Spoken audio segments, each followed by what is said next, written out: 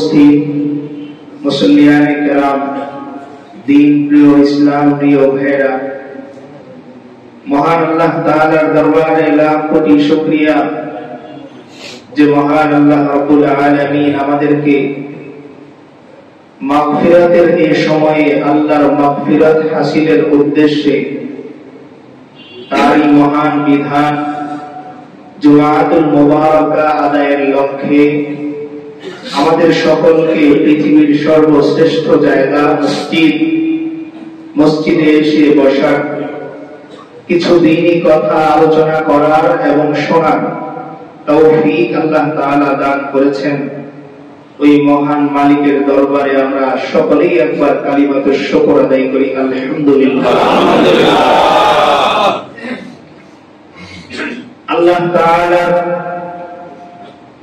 অশেষ মেহেরবানি আমাদের উপর যে রমজানের প্রথম দশক সুন্দরভাবে শেষ করে মাগফিরাতের সময়ে আমাদেরকে আল্লাহ হায়াত দান করেছেন এবং মাগফিরাত পাওয়ার লক্ষ্যে মেহনত করার চেষ্টা করার সুযোগ আল্লাহ তাআলা করে দিয়েছেন। বহু মানুষ মাগফিরাতের সময় শুরু করেছে ঠিক, কিন্তু এখন তারা হসপিটালের বেডে পড়ে আছে, কেউ দুনিয়া ছেড়েই চলে গেছে, কেউ বাড়িতেই বিছানায় প্যারালাইসিস হয়ে পড়ে গিয়েছে। কিন্তু আল্লাহ তাআলা নিজে মেহেরবানি করে অনুগ্রহ করে আমাদেরকে রহমতের দশক পার করার পর মাগফিরাতের দশকের শেষ দিকে চলে এসেছি আমরা। আর মাত্র রাত হিসেবে আমরা 2টা রাত পাবো। আজকে 19-এর রাত, কালকে 20-এর রাত। এই 2টা রাত আমরা পাবো যদি আল্লাহ চান। প্রায় শেষের দিকে আমরা চলে এসেছি। তো এই যে আল্লাহ তাআলা আমাদেরকে মাগফিরাতের দশকের শেষ দিক পর্যন্ত পৌঁছে দিলেন, এরপরেও যদি আমরা আল্লাহর ক্ষমা না পাই, আল্লাহ থেকে ক্ষমা নিতে না পারি, তো এর চাইতে আফসোসের আর কোনো বিষয় পৃথিবীতে নেই। রমজানের শুরু থেকেই আমরা একটা আয়াত বারবার তেলাওয়াত করতেছি। আজকেও আমি পাঠ করলাম। এই এক আয়াত বারবার তেলাওয়াত করার কারণ কি? আরো তো কোরআনে অনেক আয়াত আছে। প্রশ্ন আসতে পারে, হুজুর অন্য তো আরো আয়াত আছে, ফজিলতের আরো আয়াত আছে। কিন্তু গত সপ্তাহে আমরা একটা বিষয় আলোচনা করেছি যে রমজান আমল করার জন্য যতটা গুরুত্ব দেয়, ঠিক ততটা গুরুত্ব দেয় গুনাহ ছাড়ার ব্যাপার। সারা বছর আমি আমল করার প্র্যাকটিস করি কম বেশি, কিন্তু গুনাহ ছাড়ার প্র্যাকটিসটা আমার খুব কম হয়। রমজান মাসে বাসে উঠলেও দেখবেন ভাড়াতে জিজ্ঞেস করে কন্ট্রাক্টর, আপনি যদি বলেন যে ভাড়া তো এর চেয়ে কম, সে বলে রোজা রেখে কি মিথ্যা কথা বলে আপনার থেকে ভাড়া নিব? তার মানে সে রমজানে মিথ্যা কথা ছাড়ার ব্যাপারে প্র্যাকটিস করতেছে, হোক বা না হোক। তো রমজান মূলত আমলের ব্যাপারে আমাদেরকে যতটা গুরুত্বশীল হতে বলে, যত্নশীল হতে বলে, এর চেয়েও অনেক গুণ বেশি যত্নশীল হতে বলে আমার মধ্যে যে গুনাহের কমতিগুলো আছে সেগুলো ছাড়া। অর্থাৎ রমজানের আগ পর্যন্ত আমি আমার আল্লাহকে খুঁজেছি মানার মধ্যে, আমল করে আমি নফল নামাজে আমার আল্লাহকে খুঁজেছি, রুকুতে আমার আল্লাহকে আমি খুঁজেছি, সিজদায় আমি আমার আল্লাহকে খুঁজেছি, ব্যবসায় আমি আমার আল্লাহকে খুঁজেছি, বাজারে আমি আমার আল্লাহকে খুঁজেছি, জায়নামাজে আমি আমার আল্লাহকে খুঁজেছি। আর রমজান আমি মিথ্যা ছাড়ার মধ্যে আমার আল্লাহকে খুঁজবো, আমি গীবত না করার মধ্যে আমার আল্লাহকে খুঁজবো, ব্যবসায় কম না দেওয়ার মধ্যে আমি আমার আল্লাহকে খুঁজবো, জুলুম না করার মধ্যে আমি আমার আল্লাহকে খুঁজবো, মারামারি হানাহানি না করার মধ্যে আমি আমার আল্লাহকে খুঁজবো। শুধু আমি মারার মধ্যে আমার আল্লাহকে খুঁজলাম, কিন্তু অপরদিকে যে বিষয়গুলো আমার আল্লাহ আমাকে করতে না করেছেন সেগুলো করে আমি আবার আমার আল্লাহকে হারিয়ে ফেললাম। এজন্য রাসূল করিম সাল্লাল্লাহু আলাইহি ওয়াসাল্লাম সেই 1450 বছর আগে একটা হাদিস বলে গিয়েছেন। কেন তাকে জাওয়ামিউল কালিম বলা হতো? কথা ছিল কম, মর্ম ছিল অনেক বেশি। যদি আমরা হাদিসের সংখ্যা হিসেব করি মূল শব্দ হিসেবে, একটা কথা আপনাদেরকে বলে রাখি, এই যে আমরা হাদিসের অনেক সংখ্যা দেখি, এটা কিন্তু রাসূল করিম সাল্লাল্লাহু আলাইহি ওয়াসাল্লামের পক্ষ থেকে শব্দের বিবেচনায় নয়, বরং উদাহরণস্বরূপ আমি একটা কথা বললাম আর এই কথাটা শুনে 200 জন মানুষ বর্ণনা করলো, আরেকজনের কাছে বললো, তো 200 জনের কথা তো 200 রকম হবে, মূল মর্ম কিন্তু একটা। তো মর্ম হিসেবে হাদিসের সংখ্যা খুব বেশি না কম। সনদ হিসেবে সনদ বলা হয় যে সূত্র উমুকে বর্ণনা করেছেন, হযরত আব্দুল্লাহ ইবনে আব্বাস বলেছেন, হযরত ওমর বলেছেন, হযরত আলী বলেছেন, এভাবে সংখ্যা বেড়েছে। এই যে অল্প কিছু কথা বলে দিয়ে গেলেন, আর বলে দিয়ে গেলেন আল্লাহ তাআলা ঘোষণাও দিয়ে দিয়েছেন কোরআনের মধ্যে যে আল ইয়াউমা আকমালতু লাকুম দীনাকুম, আজকে আমি তোমাদের জন্য দ্বীনকে পূর্ণ করে দিয়েছি।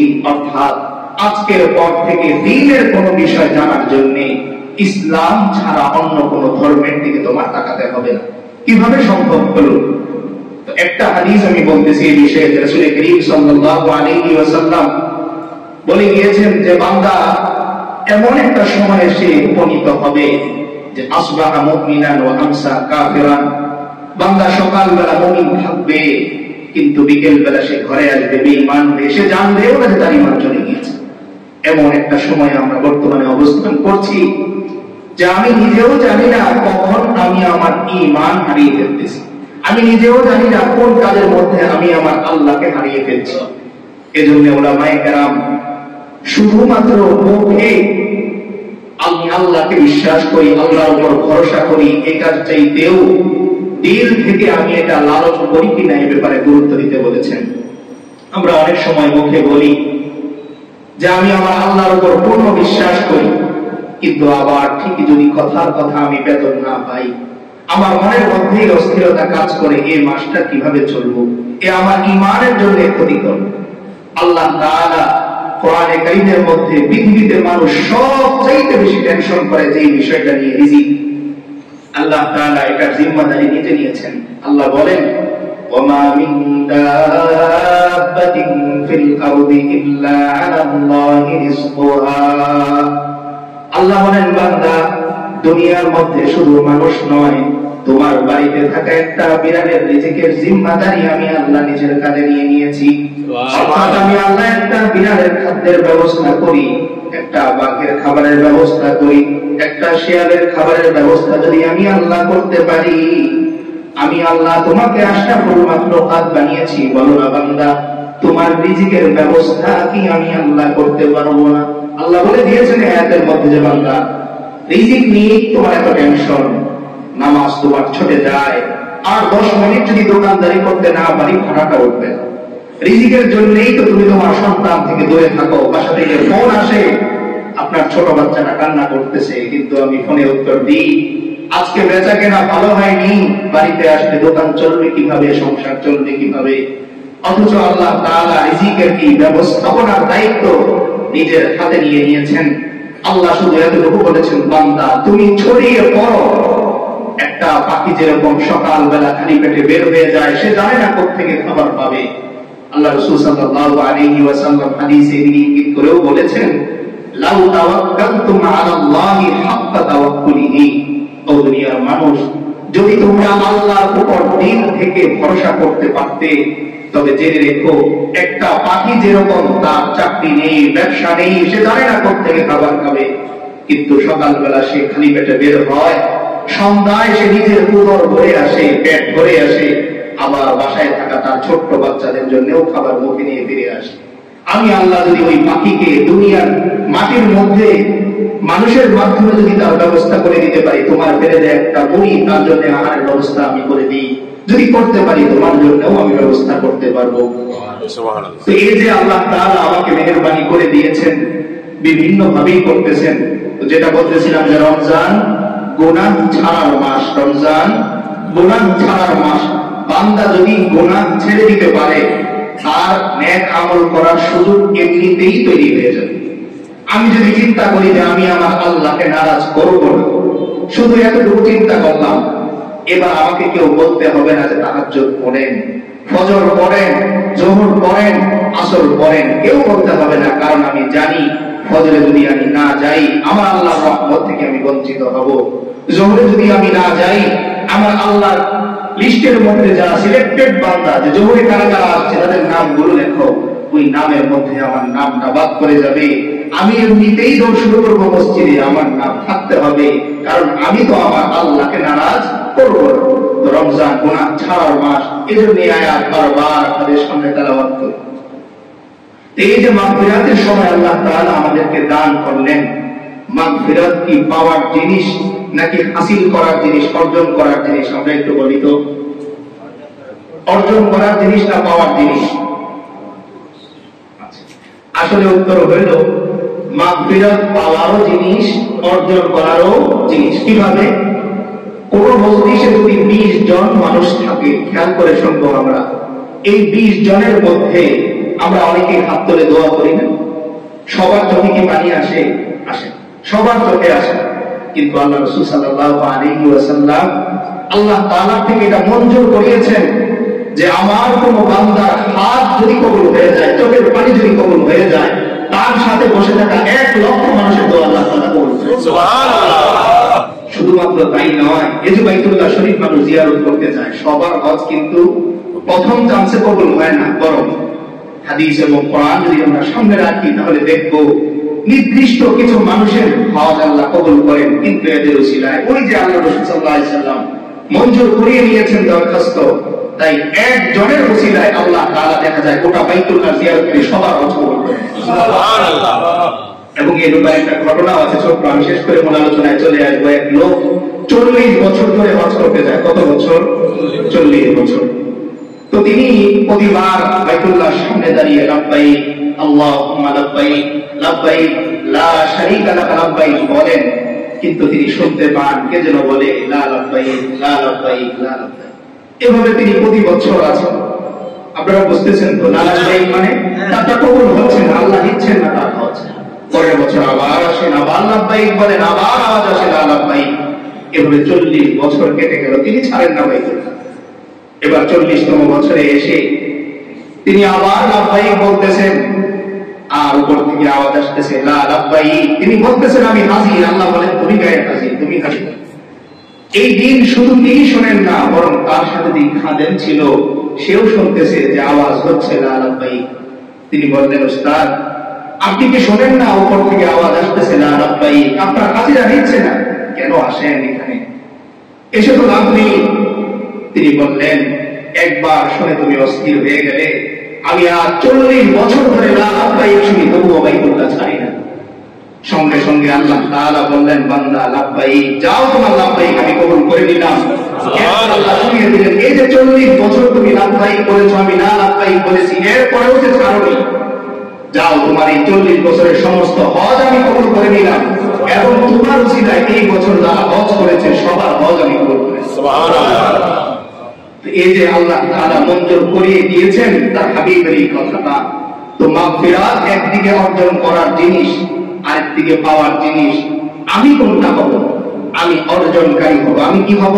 অর্জনকারী হব। আমি চিন্তা করব যে 20 জনের হাতের মধ্যে যদি একটা হাত কবুল হয়, তাহলে ওই হাতটা যেন আমার হাত হয়। 20 জনের চোখের পানির মধ্যে যদি কোনো চোখের পানি কবুল হয়, তো ওই চোখের পানিটা যেন আমার চোখের পানি হয়। 20 জনের মধ্যে যদি কেউ মাগফিরাত পায়, তো সেই মাগফিরাত পানেওয়ালা লোকটা যেন আমি হই। আমি নিয়ত করবো এটা, আর কাজ করতে থাকবো। এবার আমারটা কবুল হোক আর না হোক, আমার পাশের জনেরটাও যদি কবুল হয়ে যায়, এই উসিলায় আমিও মাগফিরাত পেয়ে যাব। সুবহানাল্লাহ। রাসূল করিম সাল্লাল্লাহু আলাইহি ওয়াসাল্লাম রমজানে অন্যান্য আমলের পাশাপাশি 4টা আমলের কথা বলেছিলেন। গত সপ্তাহে আমরা একটা বলেছিলাম যে বেশি বেশি কালিমার জিকির করা, বেশি বেশি কালিমার জিকির করা। আমাদের জীবনে সবচাইতে বেশি আমরা উদাসীন থাকি কালিমার জিকিরটার ব্যাপারে, এবং এটা খুব সহজ মনে হয়। আমরা মনে করি এটা শুধুমাত্র মুসলমান হওয়ার কালিমা, লা ইলাহা ইল্লাল্লাহ মুহাম্মাদুর রাসূলুল্লাহ, এটা কিসের কালিমা? মুসলমান হওয়ার কালিমা, তাই মনে করি। কিন্তু না, এই কালিমা আমার জান্নাতে যাওয়ার কালিমা, এই কালিমা আমার জাহান্নাম থেকে মুক্তি পাওয়ার কালিমা, এই কালিমা আমি আমার রবকে পাওয়ার কালিমা।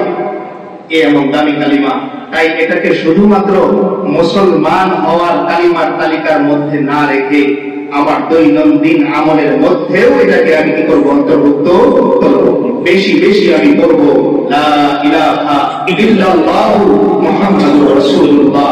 বান্দা, এই কালিমার কারণে আমরা বলেছিলাম গত সপ্তাহে যে এক এমন দামি কালিমা যে কাফেররা আফসোস করবে, আরে এই ছোট্ট একটা বাক্য জীবনে কত কথা বলেছি, ব্যবসা খাতিরে কত কথা আমি বলেছি, একটা বাসের কাউন্টারে যে বসে কত কথা সে বলে, একটা হেল্পার সে কত কথা বলে, একটা বাহিরের মানুষ মানুষের কাছে যায় সে কত কথা বলে। কিন্তু এই ছোট্ট একটা কালিমা, আল্লাহ তাআলা বলেন বান্দা যদি এই কালিমাটা পড়েও আমার কাছে এটার দোহাই দিয়ে চাইতো, মানুষের কাছে হাত পাতা লাগতো না, আমি আল্লাহ আসমান থেকে খাবারের ব্যবস্থা করে দিই। সুবহানাল্লাহ। আপনাদের কি মনে হয় ওই আল্লাহ কি নাই যে মান্না সাল্লাল্লাহু পাঠাইতেন? নাই, চাইলে পারেন, কিন্তু আল্লাহ রাসূল সাল্লাল্লাহু আলাইহি ওয়াসাল্লাম চাইছেন যে আমার উম্মত একটু কাঁদুক, একটু হাত তুলুক, একটু তার আল্লাহকে আল্লাহ বলে ডাকুক। মার কাছে যদি সন্তান নাও যায়, বাবাকে যদি সেই ঈদের ফোন নাও দেয়, তবুও বাবা তার জন্য নতুন কাপড় ঠিকই পাঠাবে, মা তার জন্য ঠিকই সময় রান্না করে খাবার রান্না করে পাঠাবে। কিন্তু মা চায় আমার ছেলে একটু আমাকে ফোন দিই, একটু বলো মা আমার জন্য খাবার পাঠিয়ে, বাবাকে একটু বলো আমার জন্য একটা নতুন কাপড় দিয়ে, এটা বলো, বাবা চায় এটা আমার সন্তান একটু আমাকে বলো। ঠিক আল্লাহ চান আমি তো বান্দাকে মাফ করেই দিব, রমজান আমি দিয়েছি বান্দাকে মাফ করার জন্য না, কিন্তু আমাকে একটু বলুন গো আল্লাহ, আপনি মেহেরবানি করে রমজান আমাকে দিলেন, আর একটু মেহেরবানি করে আমাকে আপনি মাফ করে দেন, এটা বলুন, আমি ওরে